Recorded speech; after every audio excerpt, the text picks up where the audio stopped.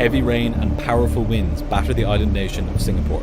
Dozens of aircraft circle overhead, anxiously waiting for a gap in the storm. Amidst the chaos is Singapore Airlines Flight 319, a Boeing 777 carrying 280 people. It has come all the way from London, and now, as it waits, it's beginning to run dangerously low on fuel.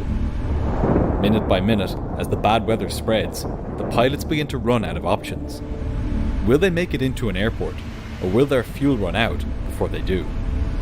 What you're about to see is a terrifying story of how quickly things can go from bad to worse in an aircraft. This is the story of Singapore Airlines Flight 319.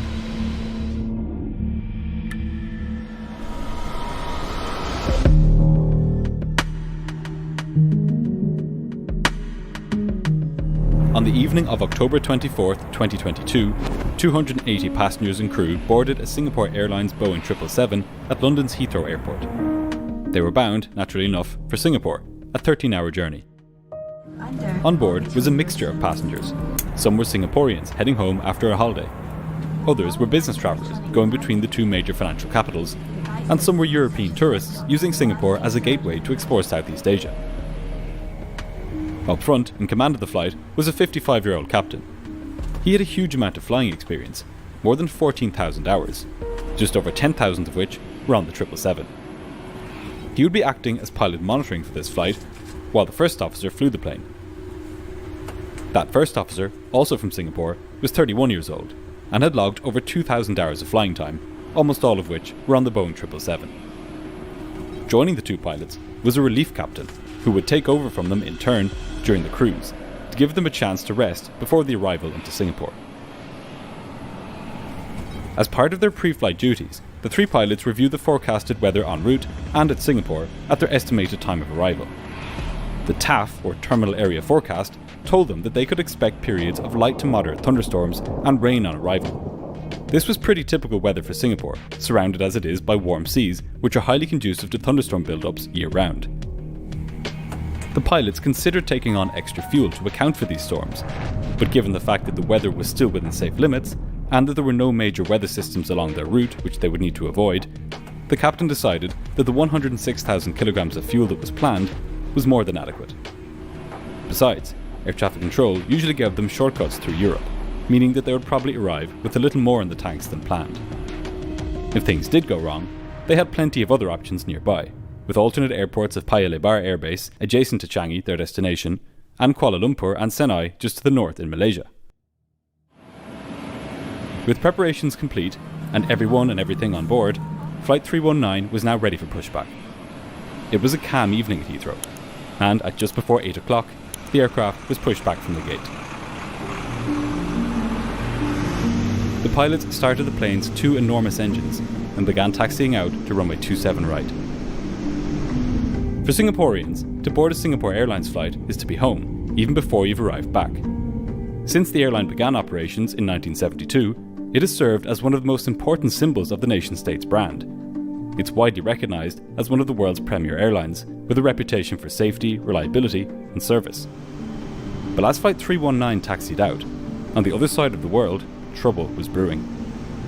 The pilots would soon find themselves in a fight for survival, which caught them completely off guard. At least for now though, all was calm, as the first officer lined up on the runway at Heathrow and advanced the throttles to take off power. Within moments, Flight 319 was airborne and climbing out over London.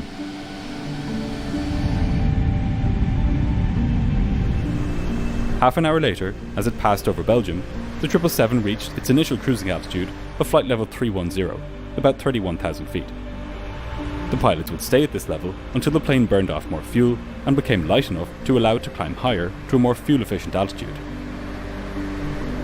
The cabin crew began their in-flight food and drink service, and the passengers ate and watched movies as the plane cruised high over Europe. They'd be touching down in Singapore at 9 a.m. local time, which is 5 o'clock in the afternoon in Singapore. It was a long overnight flight, and once the food service was finished and the cabin lights were dimmed, many of the passengers would try to get some rest. Things were routine in the cockpit. As the pilots expected, air traffic control gave them several shortcuts over Europe due to the reduced flow of traffic at night. Sometime into the flight, the relief captain entered the cockpit and swapped out with the captain. After a few more hours, he would do the same for the first officer, allowing both to be fully rested by the time they had to land. All proceeded as normal as the plane cruised on autopilot towards the rising sun. Anybody listening out in the villages as it passed overhead would hear the faint whoosh it made through the air, racing serenely across the sky at 14 kilometers per minute.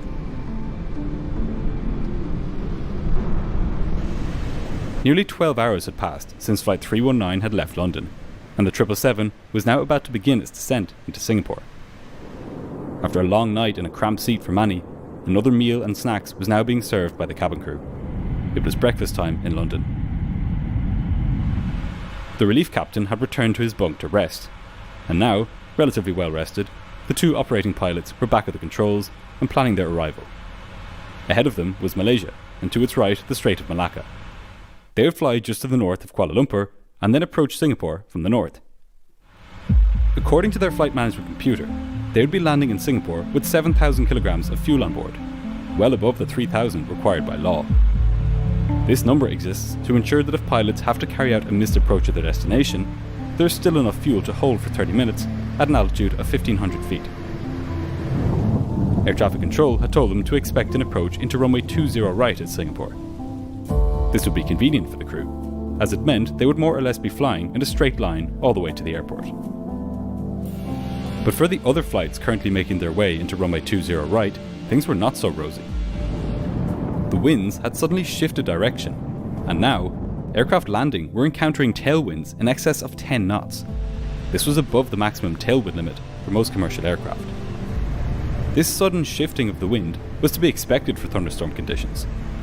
If the pilots of Flight 319 were lucky with their timing, they would just happen to be making an approach when the winds were more favourable. For now, given the conditions, controllers wouldn't be able to get the flight straight in. Some holding was required. Air traffic control cleared the flight to enter a holding pattern over a waypoint called Paspu, 40 miles to the north of the airport. The first officer keyed this into his flight management computer, and then began descending. At 5 minutes past 4, the pilots entered the holding pattern at Paspu. The captain began using his weather radar to map out the storms. The weather information they could get over the radio was useful, but the radar dish in the plane's nose cone showed the live weather situation like nothing else could. As they circled, the pilots could see heavy rain over Singapore, and concerningly, they could also see intense rain over their alternate airports of Paya Lebar and Senai. This was not a welcome sight. Pilots need options, and right now, it looked like this crew didn't have many. However, further to the south, on the Indonesian island of Batam, conditions looked better. The reported winds were light, and while there were some rain showers, they didn't seem to be as extensive as the ones currently blanketing Singapore. Eager not to run out of options, the pilots tucked away Batam as a potential alternate, if they couldn't make it into Singapore. As all of this was happening, the winds at Singapore had shifted dramatically. They now favoured runway 02 left, the opposite direction runway. For the pilots of Flight 319 and many other aircraft approaching from the north, this meant that after leaving the hold, they would have to proceed south, the long way in, instead of coming from the north as originally planned. The pilots reprogrammed the approach into their flight management system, changing the runway from 20 right to 02 left. Following this, the flight was cleared out of the holding pattern. The controller began giving the crew radar vectors to set them up for an approach to runway 02 left. By this point, the passengers had been strapped in, and the cabin crew had secured the cabin for landing. This was not going to be a pleasant approach. There was heavy rain over the airport, and the visibility had reduced to just 2 nautical miles. Within minutes of the controller telling this to the crew, the visibility had fallen further, to just 500 meters. This was not at all what the pilots had expected, but as long as the visibility didn't decrease further, they could carry out an approach. The pilots continued setting up the plane for landing, carrying out the approach checklist and slowing the aircraft down. But now, just as they were getting ready, some bad news. The winds had switched around again. Aircraft trying to land on runway 02 left were now encountering tailwinds beyond the safe limit. It seemed like no matter what runway the airport used for landing and departing aircraft, the winds were swinging around to come from the opposite direction. By the time Flight 319 was ready to make its approach, 2 aircraft had already gone around because of the shifting winds and torrential rainfall. It wasn't looking good. But technically, the pilots could still try to make an approach and hope that things improved by the time they were nearly at the runway. However, before they got the chance to do that, the controller's voice crackled through the radio. All flights coming into Singapore were now suspended while controllers assessed the weather situation. From this point, the pilot's situation would begin to get increasingly complicated. The controller told Flight 319 to head to a waypoint called Samco and enter a holding pattern there. The expected holding time was 5 minutes. As the pilots flew towards Samco, they checked the weather information at Batam, which they had identified earlier as being a suitable alternate. Thankfully, the weather there was perfect. The pilots would need to make a decision quickly though. At this low altitude, they were burning fuel fast. If they had to hold for any longer than the 5 minutes that was expected, they would need to divert. The captain told the controller that they would be able to do just one round of the hold before needing to divert. Just after 4:30, Flight 319 entered the hold at Samco. Luckily for the crew, Samco was the same distance from Singapore as it was from Batam. So, in a sense, it would be just as easy to go to one as to the other. Now, they just needed word from the controller about which airport would take them. But as they circled, more bad news came through the radio. The visibility in Singapore had dropped below 500 meters, and the weather showed no sign of improving. Aware that Flight 319 was low on fuel, the controller told Indonesian ATC of the flight's situation and let them know that they may need to divert to Batam. However, at this point, the pilots still preferred to land at Singapore. It was their destination after all, and there was always the chance that the weather would improve before they got there. But every minute the pilots spent in the holding pattern, the number of approaches they could attempt was reduced. And in weather like this, it was not inconceivable that they would need to make more than one approach. The captain's decision not to take on extra fuel in London was now slowly coming back to haunt him. As the plane approached Samco again to commence its second hold there, the captain told ATC so as to remind him that after this, they would need to divert. The controller directed the flight to head south. This was not what the pilots wanted. To fly south would be to fly away from both Singapore and Batam. The captain asked the controller why he was directing them away from both of their possible landing airports. The controller told him that Singapore was still not accepting arrivals and that Batam had not yet approved their diversion. Flight 319 was stuck in limbo. Not wanting to head away from a suitable airport, the captain came up with a compromise. Rather than entering another hold or heading south, he asked if he could perform an orbit over Samco, which is a continuous 360-degree turn rather than the usual racetrack pattern. The controller approved this. This was a last-ditch effort on the part of the captain to hold out an extra few minutes on the off chance that Singapore became available. But before they even got to the point of carrying out an orbit, their fuel reached the point where, if they didn't divert, they would begin eating into the part of the fuel which they must land with, their final reserve. Flight 319 now had to divert. The captain told the controller that they needed to go to Batam now. With this, the captain took over from the first officer as pilot flying. His experience would give them the best chance of making it into Batam the first time round. The captain made a PA telling the passengers and cabin crew that due to the weather in Singapore, they would have to divert to Batam. It wasn't the news they wanted to hear, but at this point, they had no idea quite how serious their situation was about to become. The controller instructed them to fly heading south in order to come around for an approach to runway 22 at Batam. The captain again asked if Singapore was accepting arriving aircraft, which they weren't. Even at this late stage, the pilots were still trying to see if they could land at Singapore, when that ship had long since sailed. The arrival controller vectored them south of Batam, first to a heading of 120 degrees, and then east, where they would be sequenced for an approach into runway 22. This was a rather indirect route, but the flight had still not been approved for landing at Batam. As the fuel level fell ever lower, the pressure on the pilots mounted. Would the flight make it into Batam before it began eating into its final reserve fuel? Or would the pilots soon have to declare a fuel emergency? The first officer wasn't long making the first step in that direction. He told air traffic control that they were now at minimum fuel.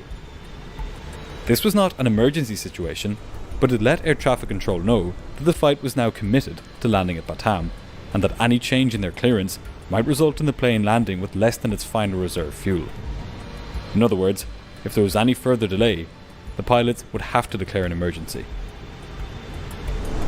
Still, the controller told the pilots that Batam had not yet approved their arrival. The flight continued on course. Just a few minutes later, at 4:53 p.m, when the aircraft was 13 nautical miles from Batam, its computers predicted that it would reach the airport with just the final reserve fuel in its tanks. The pilots now had no choice. The captain declared Mayday fuel to air traffic control. Having used the word Mayday, Flight 319 was now treated as an emergency aircraft. Approval or no approval, it could now make an approach to Batam. The approach controller turned the aircraft north and handed the pilots off to the airport's tower controller. As the captain flew the plane, the first officer reviewed the approach charts for the airport. Unfortunately for them, owing to the wind direction, runway 22 was in use. The reason this was unfortunate is that unlike runway 04, runway 22 didn't have an ILS approach. Pilots generally prefer runways with ILS approaches, as these have radio beams which give both lateral and vertical guidance down to the runway. Runway 22 just had a VOR approach, which can only give lateral guidance.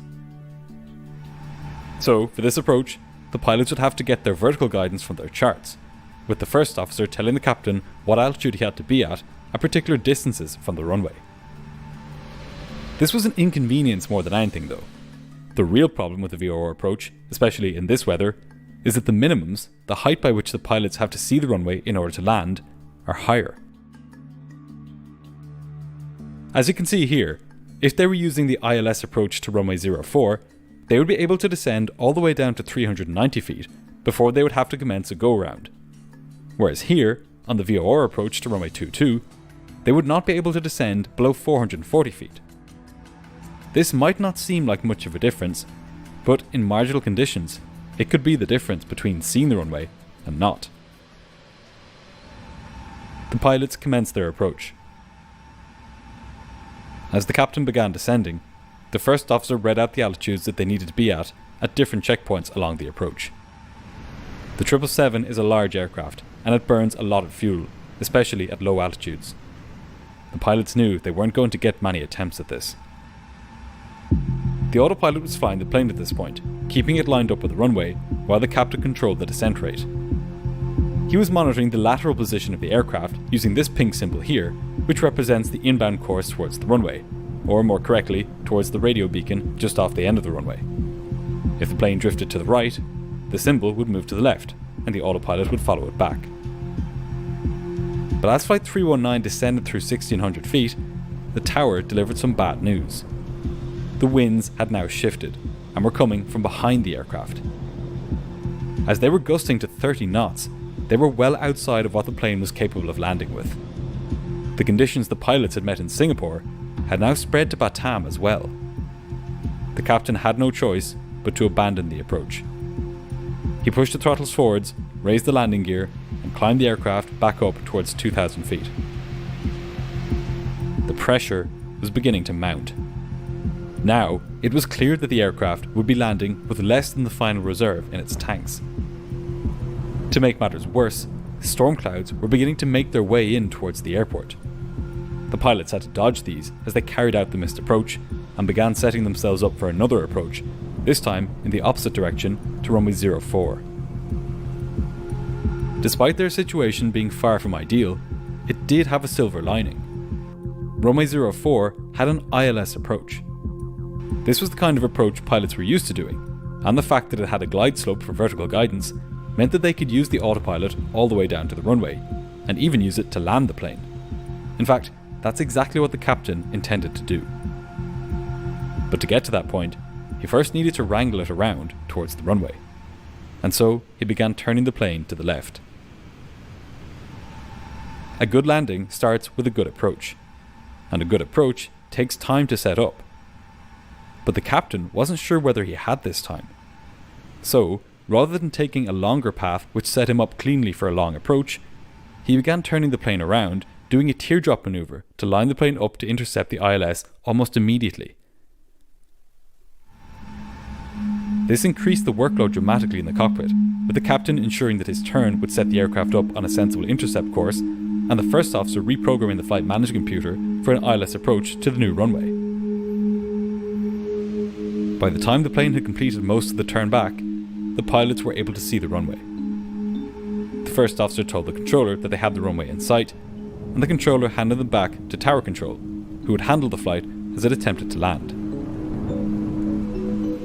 Because the plane was so close to the runway, the captain figured that the autopilot would be of little use in getting it onto the ILS quickly. So he disconnected the autopilot and began flying the plane manually. His plan was that once he had maneuvered the plane onto the glide slope and localizer beams, he would re-engage the autopilot and let the plane land itself. By this point, intense downpours had shrouded the aircraft from view, reducing visibility to just 500 meters. Given the intense workload the pilots were under, the first officer hadn't contacted the tower. Both crew members were intently focused on the flight path of the aircraft. The controllers couldn't see the flight through the heavy rain, and so they didn't issue any landing clearance. Normally at Batam, as in most airports, pilots intercept the ILS at an altitude of about 2,000 to 3,000 feet at a distance of 10 to 15 miles. But that's not what Flight 319 was doing. The captain had kept the plane so close to the airport that now, as he finally got a signal on his primary flight display showing where the glide slope and localizer were, he was only 800 feet in the air. This was, to put it mildly, a haphazard approach. He re-engaged the autopilot and the aircraft continued flying towards the runway. But moments later, the no autoland warning appeared on his primary flight display. For some reason, the plane had judged that the autopilot was unable to land it. The reason for this soon became obvious when the captain checked where the plane was in relation to the localizer and glide slope beams. The plane was nearly fully off the scale both laterally and vertically. Automatic landings require even more attention and precision than manual landings, and the way this approach was going, an autoland was simply out of the question. This warning startled the captain though. He had been counting on the autopilot to get the job done, and now, just moments from landing, that plan had to be completely thrown out. He disconnected the autopilot and began flying the plane manually to bring it back onto the correct path. But it was too late. The plane was too close to the runway for there to be time to get back on track. Just 130 feet above the ground, the captain decided to go around. The 777's massive engines roared to full power and the plane lumbered skyward. This had now become a sickening situation. 2 failed landing attempts on 2 different runways, and now the plane was getting critically low on fuel. Most airlines have a policy that after 2 missed approaches, if a third attempt is considered unlikely to succeed, the pilots should divert. But with what little fuel it had left, this aircraft was nowhere near in a position to head back to Singapore, or anywhere else for that matter. They had flown to Batam and were now committed to landing there no matter what. With almost 280 people sitting behind them, the pressure was immense. In his first communication with the tower since the first approach, the captain told the controller that he was going around. As it turned out, the captain's decision to carry out a very short approach and his choice to do an autoland likely cost the pilots this precious second attempt at landing. If he had just set himself up for a longer approach and tried to land it himself, the plane would probably be safely on the ground at this point. But there was one more reason that the approach failed, and it had to do with the pilot's preparation. The final approach course to the runway was not perfectly aligned with the runway itself. What this meant was that an autoland was not even possible to begin with. When the pilots reviewed their charts during the preparation for the approach, they overlooked this important detail, that the final approach course for the runway was 41 degrees, while the runway heading itself was 42 degrees. As 777 pilots for Singapore Airlines, they were used to flying into major international airports, most of which were suitable for automatic landings. Batam was not one of those airports. What's more, they had grown reliant on the airline's own briefing documents, which would normally point out important information like whether certain runways could be used for autolands. But Singapore Airlines didn't systematically go through all of the airports it flew into and note these kinds of things. Rather, these briefing documents were cobbled together over the years by pilots' experiences flying into these airports. And for Batam Airport, the fact that autoland could not be used was not mentioned. But there was no time for a detailed look at what had gone wrong just yet. The captain began turning the plane to the right and climbed up to 3,000 feet. He flew parallel to the runway, aiming to set up for another approach to runway 04. The controller told the pilots that the wind was 340 degrees at 7 knots, not strongly favouring either runway. But the captain was already beside the airport and heading southwest to set up for an approach to runway 04. He told the controller that due to his low fuel state, he could only now land on runway 04, and that this attempt had to be successful. As the captain was just about to begin a right-hand turn to head towards the runway, the controller radioed in with some good news. The visibility at the airport had increased from 500 metres to 800 metres. This was still pretty poor by most standards, but the pilots would take every advantage they could get at this point. The captain began turning towards the runway and putting the aircraft into a descent. Wanting to avoid a repeat of the previous approach where the pilots forgot to contact the tower controller, the approach controller kept the flight on his frequency and relayed messages between the tower controller and the pilots. The captain continued his turn. He was too close to the extended centerline to intercept the localizer from the side that he was flying on, so he had to continue his turn around, overshooting the beam and capturing it from the other side. The pilots slowed down, lowering the flaps and gear in sequence, and setting up for what simply had to be their final attempt to land. The fuel tanks were almost empty. Just a few inches of Jet A1 was now sloshing around at the bottom of them. Still, the captain couldn't see the runway through the cloud. He was relying on his glide slope and localizer indications to ensure that he was lined up with the runway. Finally, when Flight 319 burst out of the clouds, the horrible truth appeared right in front of the pilots. The plane was too high and way to the left of the runway centerline. Normally, this would be grounds for a go-round, but the pilots didn't have that luxury. They simply had to make it in, or risk running out of fuel. The captain nosed the plane down, increasing its descent rate to 1,400 feet per minute, twice the normal rate. The passengers felt themselves getting light in their seats as the plane dipped and then banked to the left as the captain desperately tried to line it up with the runway. This was a last-ditch attempt to get the plane on the ground. The picture the pilots saw out their windows would have looked totally foreign compared to the stable approaches that they were used to flying. But they were committed now. They simply had to land. But suddenly, sensing the rapid rate of descent, the plane's ground proximity warning system called out, "Sink rate." The captain now had a horrible choice to make. He could follow his training and carry out a go-round in response to this warning, or he could continue to land and risk crashing his plane onto the runway after what had been a massively unstable approach. Neither option was safe, but he had just moments to decide. The captain followed his training and reluctantly carried out a go-round. Barely 200 feet above the ground, he began hauling the nose up and set go-round power on the aircraft's engines. The aircraft, now over 100 tons lighter than it was when it took off, rattled and shook as it roared into the rainy sky above Batam for the third time that afternoon. The passengers were now growing panicked. How had they still not landed? What was wrong with their plane that they never seemed to be able to make it in? For the pilots, the nightmare was even worse. Unlike the passengers, they were fully aware of what the problem was. They had now failed to land on 3 separate occasions, and terrifyingly, they didn't even have enough fuel to go back around and land on runway 04 again. At any moment now, their engines would splutter out and stop. When they did, the aircraft would lose most of its electrical and hydraulic power, and it would become nothing more than a massive glider, descending helplessly towards the earth below. In that state, the odds that they could make it back to the runway for a safe landing were vanishingly small. Fueled with adrenaline and pure survival instinct, the captain decided that he would do something generally considered unthinkable in a passenger jet of this size. As he reached 2,000 feet, he started a tight 180-degree turn, known as a teardrop maneuver, to set himself up to land on runway 22. As he did this, he began descending, while the first officer lowered the flaps and the gear. This was truly their last chance. The approach controller told the crew that the wind was from the northwest at 15 knots. This was not ideal. This meant that they had a tailwind of about 5 knots and a crosswind of about 15 knots. They were now uncomfortably close to their tailwind limit of 10 knots, but they had no other options. It was either land fast or not at all.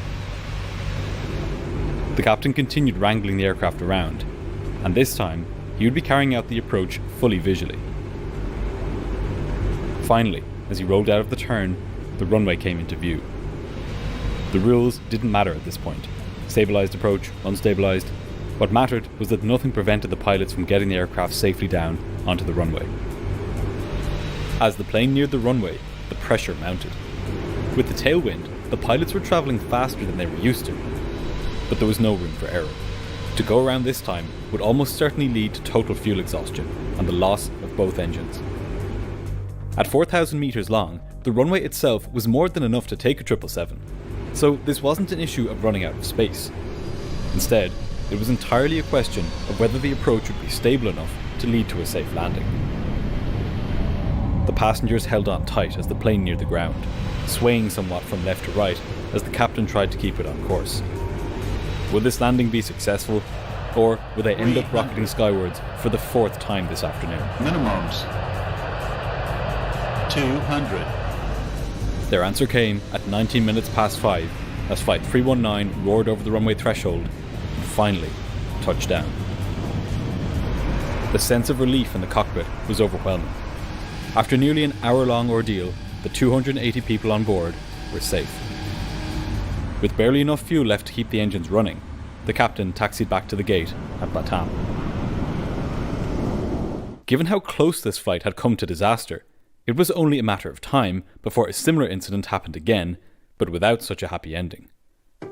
So, as a result of this incident, Singapore Airlines revised its threat and error model, creating stricter guidelines for diverting to an alternate airport, when the likelihood of making it to the destination airport looks slim, or when controllers are not able to provide definitive updates. The airline also began reviewing its airport briefing documents to ensure that every airport was covered in the same level of detail, including whether autolands were permitted. They also reminded pilots to make this assessment on their own, by using the published charts to determine if the localizer signal is aligned with the runway heading. Singapore Airlines also took the lessons from this incident and created a simulator exercise for its pilots, which replicates the conditions faced by the crew of Flight 319. Its purpose is to test pilots' ability to apply the airline's fuel policy and to make safe decisions in changing weather conditions. The passengers and crew of Flight 319 were lucky, but not all crews have been this fortunate. Check out my video on Avianca Flight 52 to see what happens when things don't go so well.